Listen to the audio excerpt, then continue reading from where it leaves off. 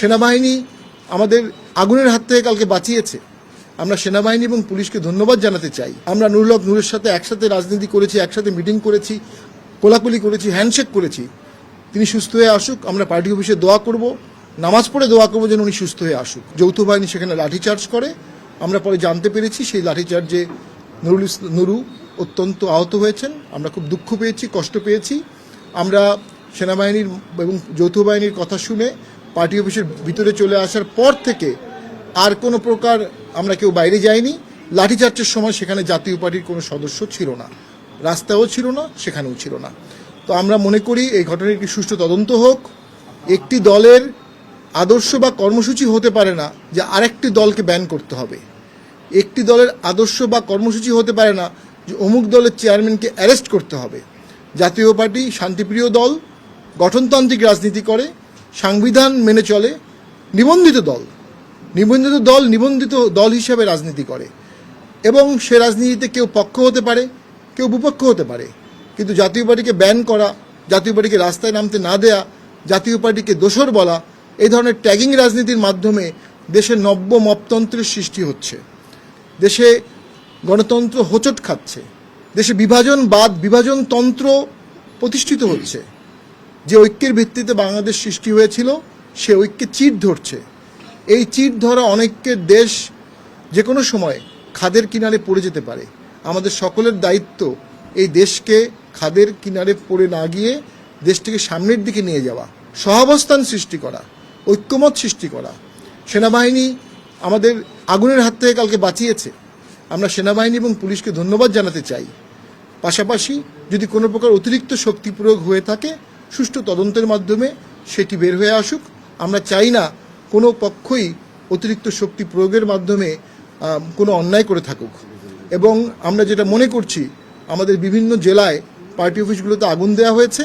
কালকে এখন পর্যন্ত 6টি জেলায় পার্টি অফিসে আগুন দেওয়া হয়েছে। প্রত্যেকটি ক্রিমিনাল অপরাধ এবং প্রত্যেকটি ক্রিমিনাল অপরাধের জন্য আমরা রাষ্ট্রীয় পদক্ষেপ আশা করছি। রাষ্ট্র যদি আমাকে নিরাপত্তা দিতে না পারে তাহলে রাষ্ট্র থাকছে না। সরকার যদি আমাকে নিরাপত্তা দিতে না পারে তাহলে সরকার নাই। সরকার আছে, এটা সরকারকে প্রমাণ করতে হবে নিরাপত্তা প্রদান করে, মব দমন করে। যারা আইন হাতে তুলে নেবে তারা অপরাধী, তাদের প্রতি সহানুভূতি দেখানোর কোনো সুযোগ আছে বলে আমি মনে করি না। আমি জানি কালকের ঘটনায় অসংখ্য মিশ্র প্রক্রিয়া হচ্ছে। আমরাও কষ্ট পেয়েছি। আমরা নুরুল হক নূরের সাথে একসাথে রাজনীতি করেছি, একসাথে মিটিং করেছি, কোলাকুলি করেছি, হ্যান্ডশেক করেছি। তিনি সুস্থ হয়ে আসুক। আমরা পার্টি অফিসে দোয়া করব, নামাজ পড়ে দোয়া করবো যেন উনি সুস্থ হয়ে আসুক। কিন্তু আমি দেশবাসীকে বলতে চাই, যে কোনো সময় আপনি বাড়িতে আছেন পরিবার নিয়ে, আপনার বাড়িতে যদি মশাল নিয়ে অনেকে আগুন দিতে আসে, আপনি কি করবেন? আপনার কি করার আছে? আপনি আপনার পরিবার বাসাকে বাঁচানোর চেষ্টা করবেন। আমরা কিন্তু নিজেরা আইন হাতে নেইনি। আমরা কিন্তু সেনাবাহিনী পুলিশের কথা শুনে সম্পূর্ণ রাস্তা ছেড়ে দিয়ে পুরোপুরি পার্টি অফিসের ভেতরে ছিলাম। কিন্তু আমরা আতঙ্কিত ছিলাম, যে কোনো সময় আমাদেরকে আগুন দেওয়া হতে পারে। অনেক বড় বড় ঢিল ছোড়া হয়েছে আশেপাশের বিল্ডিং থেকে এবং মশাল ছুরি মারা হয়েছে। আমরা শুনেছি পুলিশ এবং সেনাবাহিনীর উপর মশাল ছুরি মারা হয়েছে। পুরো বিষয়টি তদন্তের দাবিদার। আমরা মনে করি রাজনীতিতে এর সূত্রপাতটি একটি বাজে নিদর্শন ছিল। যে মিটিংটি তারা কালকে ডেকেছিল, মিটিংয়ের বিষয়বস্তুটাই আমি বলবো খুব বিব্রতকর। একটি পার্টিকে ব্যান করতে হবে এবং একটা পার্টিকে চেয়ারম্যানকে অ্যারেস্ট করতে হবে, এটি ছিল একটি মিটিংয়ের প্রতিপাদ্য বিষয়। এরপরে মিছিল হলো, মিছিলের থেকে ঢিল মারা হলো এবং শেষে মশাল দিয়ে আমাদের অফিস জ্বালিয়ে দেওয়ার চেষ্টা করা হলো। আমি দেশবাসীকে এবং সকল রাজনৈতিক দলকে বলবো, এই হানাহানির রাজনীতি পরিহার করে সকলের সহাবস্থান সৃষ্টির জন্য চেষ্টা করেন। আমরা নুরুল হক নুরুর সুস্থতা কামনা করি। আবার কোনো দল বা কোনো নেতা এই ধরনের আর্সন থ্রোয়িং, ভ্যান্ডালিজম যেন না করে।